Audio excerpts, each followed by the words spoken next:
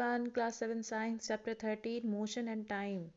So dear students, we already have covered introduction of this lesson. So our next topic is measuring time.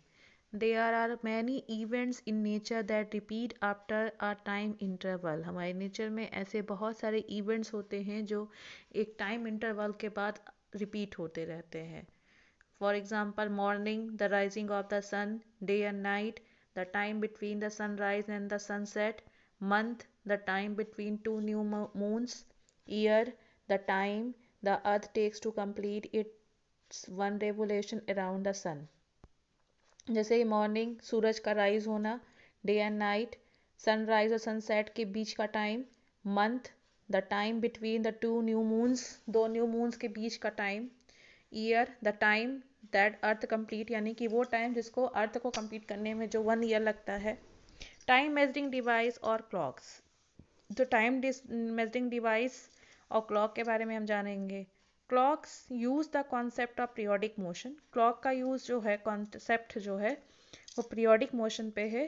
To measure the time, जो time को major करने के लिए use किया जाता है. It means that is use motion that repeat itself in equal amount of time.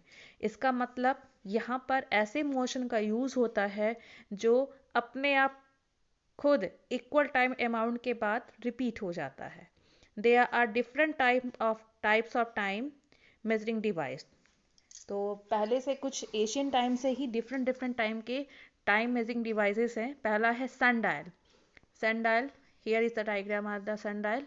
It use the position of the sun to depict time. Ancient time पे sundial का यूज किया जाता था, अभी भी कहीं कहीं करते हैं. यहाँ पर क्या करते थे, it is use the position of the sun to depict time. यहाँ पर आप देखिए सन की जो सन की लाइट पे जो शेडो बनता है उसके बेसिस पे टाइम को देखते थे. फिर आपका सेकंड आता है सैंड क्लॉक, जिसको आवर ग्लास भी कहते हैं. It use sand to measure time. यहाँ पर सब देखिए सैंड को यूज करते हैं, यानी कि ऊपर के पोर्शन में जब सैंड नीचे की तरफ भरने लगता था तो उसको 1 मिनट गिनते थे, तो इसको यूज करते थे. फिर आपको आता है water clock. It uses water to measure time. यहाँ पर वाटर का यूज पानी को मेजर करने यानी टाइम को मेजर करने के लिए करते थे. सेम एज वही सैंड क्लॉक की तरह ही है आपका. फिर आपका आता है pendulum clock. It is uses a pendulum to measure time. यहाँ पर पेंडुलम का यूज़ हम टाइम को मेजर करने के लिए करते हैं. आपने पेंडुलम क्लॉक देखा होगा. पेंडुलम का क्लॉक क्या होता है, सपोज करिए 1 बजा है तो एक बेल बजेगी, 2 बजा है 2 बेल बजेगी, और जब आधे घंटे बीत जाते हैं तो सिंगल बेल बजती है. तो इससे शो करता है कि आपका हाफ आवर बीत गया है ना, इंडिकेट करता है, इसमें साउंड आता है. अब आता है क्वार्ट्स क्लॉक. क्वार्ट्स क्लॉक मतलब they have an electric circuit. इनमें एक इलेक्ट्रिक सर्किट होता है that work with the help of cell, जो सेल के हेल्प से वर्क करता है. दे प्रोवाइड एक्यूरेट टाइम, और ये एक्यूरेट टाइम देता है, ठीक है, जिसका यूज़ हम अभी भी करते हैं. फिर आता है periodic motion of simple pendulum, है ना. सिंपल पेंडुलम के थ्रू हम समझेंगे periodic motion. Simple pendulum and motion of a simple pendulum. Pendulum वो होता है, पेंडुलम कैसा होता है, नीचे मेटलिक बॉल होती है जिसको बॉब कहा जाता है, मेटल की बॉल होती है. एक लॉन्ग थ्रेड होती है, धागा होता है, और ऊपर एक रिजिड सपोर्ट होता है, यानी कि एक सॉलिड सपोर्ट होता है जिससे वो जुड़ा हुआ रहता है. अब मोशन ऑफ ए पेंडुलम कैसा होता है, ए पोजीशन जो इसकी है वो मीन पोजीशन है या फिर सेंटर पोजीशन हम कह सकते हैं. बी इसकी एक्सट्रीम पोजीशन है, एंड सी क्या है, एक्सट्रीम पोजीशन. सपोज करिए जैसे कि झूला होता है ना. जब झूला जब मतलब कोई नहीं बैठता है, जब वो अपनी यानी कि रेस्ट पोजीशन पे होता है तो वो ए पोजीशन होती है, यानी कि ए से बी, बी से ए से सी, सी से ए. तो इस तरह से इसका मोशन होता है, यानी कि पहले ये ए पोजीशन पे होता है तो ये मीन पोजीशन है उसकी, ठीक है.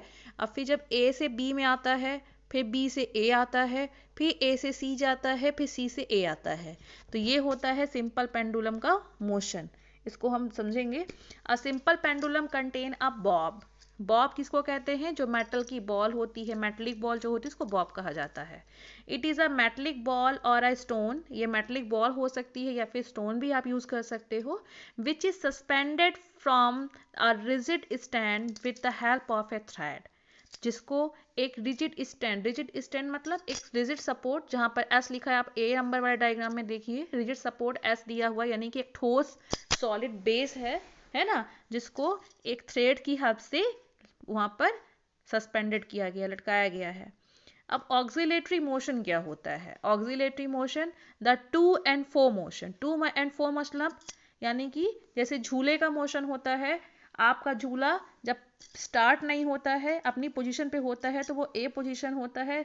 झूले का आगे आना, फिर मीन पोजीशन पे आना, फिर एक्सट्रीम पोजीशन पे आना, यानी कि पेंडुलम का ए से बी में जाना, बी से ए जाना, फिर ए से सी में जाना, फिर सी से ए में जाना, है ना। तो इसको हम कहते हैं to and fro motion of the pendulum is called oscillatory motion, और इस मोशन को हम ऑक्सिलेटरी मोशन कहते हैं। जब कोई ऑब्जेक्ट अपनी मीन पोजीशन से, मीन पोजीशन जैसे कि सिंपल पेंडुलम, ठीक है, जब सिंपल पेंडुलम अपनी मीन पोजीशन से बी यानी एक्सट्रीम पोजीशन पे आता है, और फिर बी से ए में आता है, और फिर ए से सी में जाता है, सी से फिर ए में जाता है, तो ये सिम ऑक्सिलेटरी मोशन कहलाता है। The Bob of the pendulum does not move from the centre. जो पेंडुलम का बॉब होता है वो अपनी मीन पोजीशन पे यानी कि सेंटर पोजीशन पे मूव नहीं करता है of the pendulum to its extreme position of the other side, तो वो दोनों तरफ एक्सट्रीम पोजीशन पे मूव करता है। अब आता है oscillation. When the bob move from its center mean position to its extreme ends, it is said to complete one oscillation। यानी कि कहने का मतलब ये है कि जब हमारा मेटेलिक बॉब, ठीक है, अपनी मीन पोजीशन या फिर सेंटर पोजीशन से अपने एक्सट्रीम पोजीशन पे आता है, यानी कि जब वो अपनी मीन पोजीशन ए से बी की तरफ जाता है, बी से ए की तरफ जाता है, फिर ए से सी की तरफ जाता है, सी पे ए की तरफ आता है, तब जाके उसका एक ऑक्सिलेशन कंप्लीट होता है। यानी कि A to B, B to A to C, C to A, it's called the one oscillation, इसको हम कहेंगे one oscillation. Time period of a pendulum, the time taken by the pendulum bob to complete one oscillation is called its time period. अब time period किसको कहेंगे? यानी कि जो हमारा मेटेलिक बॉब है, इसको जो वन ऑक्सिलेशन कंप्लीट करने में जो टाइम लगता है उसको हम कहेंगे टाइम पीरियड।